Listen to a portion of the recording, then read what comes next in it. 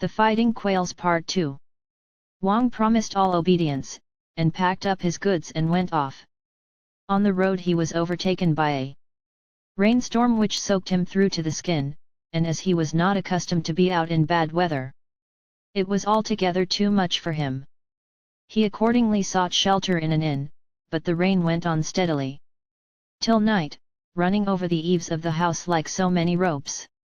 Next morning the roads were in a horrible state, and Wang, watching the passers-by slipping about in the slush, unable to see any path, dared not face it all, and remained until noon, when it began to dry up a little. Just then, however, the clouds closed over again, and down came the rain in torrents, causing him to stay another night before he could go on. When he was nearing the capital, he heard to his great joy that summer cloth was at a premium, and on arrival proceeded at once to take up his quarters at an inn. There the landlord said it was a pity he had come so late, as communications with the south having been only recently opened, the supply of summer cloth had been small, and there being a great demand for it among the wealthy families of the metropolis, its price had gone up to 3 times the usual figure.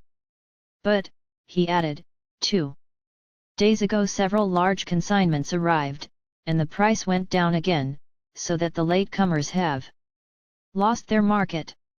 Poor Wang was thus left in the lurch, and as every day more summer cloth came in, the value of it fell in a corresponding ratio.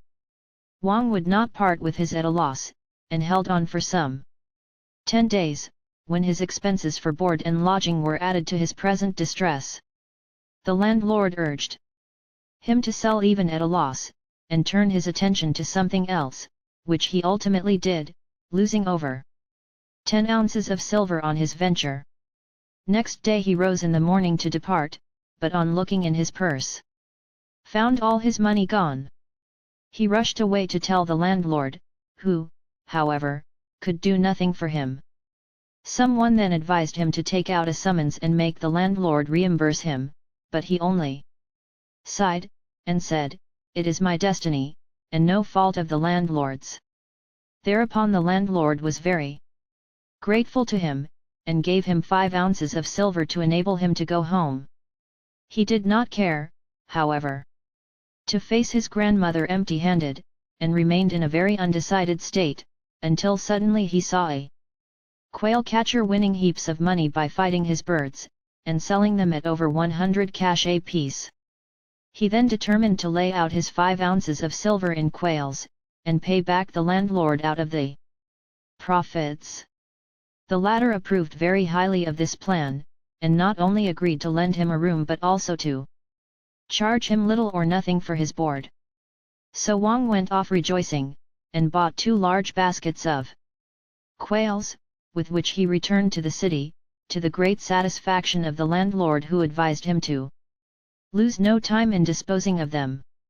All that night it poured in torrents, and the next morning the streets were like rivers, the rain still continuing to fall.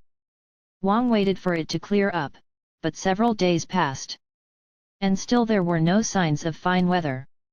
He then went to look at his quails, some of which he found dead and others dying.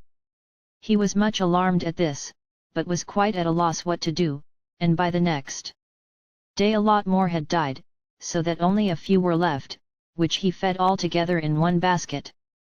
The day after this he went again to look at them, and lo! there remained but a single quail. With tears in his eyes, he told the landlord what had happened, and he, too, was much affected. Wang then reflected that he had no money left to carry him home, and that he could not do better than cease to live. But the landlord spoke to him and soothed him, and they went together to look at the quail. "This is a fine bird," said the landlord, "and it strikes me that it has simply killed the others. Now, as you have got nothing to do, just set to work and train it, and if it is good for anything, why you'll be able to make a living out of it." Wang did as he was told, and when the bird was trained, the landlord bade him take it into the street and gamble for something to eat. This, too, he did, and his quail won every main, whereupon the landlord gave him some money to bet with the young fellows of the neighborhood. Everything turned out favorably, and by the end of 6 months he had saved 20 ounces of silver, so that he became quite easy in his mind and looked upon the quail as a dispensation of his destiny.